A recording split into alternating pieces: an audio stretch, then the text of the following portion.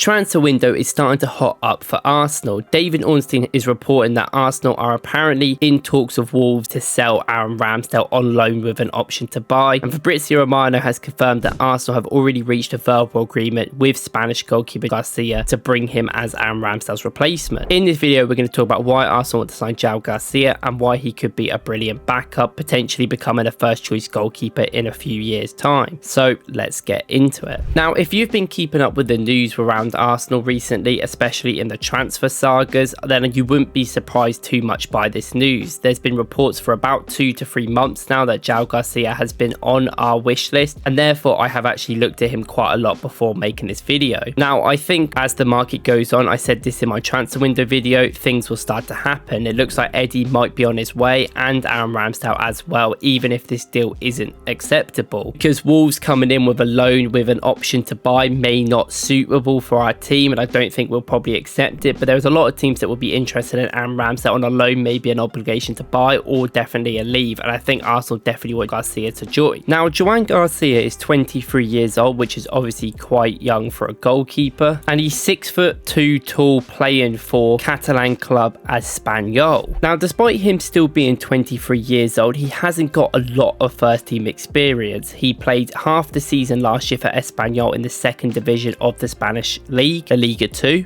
And was on the bench for most of the season, only playing the second half of the season, but looking really good in them games. And he was on the bench for the Olympic Games for Spain a few months ago. Now, on the face of it, it could look like a bit of a weird signing, but you know that Arteta works in weird ways. He likes players that necessarily have the mentality that he can see, but also players that he has scouted for a while. And there's few things that catch his eye, which I think he has seen with this player individually. Now, yesterday, he played his first game in the Liga since Espanyol got promoted, and they lost 1-0 to Real Valladolid, which actually have current Arsenal goalkeeper Hein in goal as well. In this game, they both actually had quite decent games, and Real Valladolid honestly quite dominated Espanyol off the pitch. But he was definitely quite notable because he stayed on his line in quite a lot of situations, and he actually made a really good save in the first half with great reactions with a close range header. A lot of the time you could see he was managing his defence and telling them where to go, which is encouraging. Now, despite his limited game time at the top level, and considering he is still quite young for a goalkeeper, I definitely see comparisons between David Raya. Not only are they both Spanish, of course, but they both seem very control of their box and very aware of being very calm under pressure and just settling down nerves for the team in front of them. But when you look at the stats, it starts to become a lot more clearer at why their similarities are there. Now, we know that Mikel Arteta is someone that looks at details and maybe something to do with Ramsdale's focus he doesn't like and certain other parts of his game, but fundamentally it's down to his ability to stop crosses. This is something that Arteta looks at a lot because it shows that you can control the box, which often eases pressure and actually just makes it a lot more comfortable in defence. And David Raya obviously is in the top 1% of European goalkeepers that is very good at this. And of course, I think David Raya's shot stopping is improving every day, but individually he is brilliant at these sort of things, in close to his defender, being great on his feet and being able to do good passes. And from the stats, it looks like Joan Garcia could be the same. He stops in the top 1% of crosses in Europe in only 1,200 minutes in obviously the second division of La Liga, so that has to be considered. And he also makes a lot of defensive actions outside the penalty area, showing that he is comfortable with his feet and comfortable at coming out when he needs to. Now, he also plays in a league where Espanyol were pretty dominant in, but his post-shot expected goals were very good, and he only conceded around 0.5 goals a game with a save percentage around 82%, which shows he is a good shot stopper. And by the clips that I've seen of him, he actually looks like a really good shot stopper, being able to put the ball out wide pretty easily. Interestingly, it also seems like he is someone that likes being by his line quite a lot, which could be something that needs to be improved on. When there's shots coming in, he likes staying near to his byline or his line where his goal is, to be ordered to make them saves and be able to dive and see the best opposition to where to go. This is fair enough, but in the Premier League you need a lot more aware and a lot more be able to come out of your box and close down danger. So this is something I think he would have to improve on as well. But with him being 23 and being a backup goalkeeper, at least for the first few years, he fits the profile of what Arteta likes in a goalkeeper, looking at it just from face value, and I think they can try and develop him a few years later to become even better. I also think his distribution could definitely improve, but as a young goalkeeper who's barely played that much at the pro level, you've got to consider, I do think he has some quite good passing stats that could definitely be developed on. When it comes to specific passing stats, you could definitely see similarities to David Raya's game. There's a lot more throws attempted,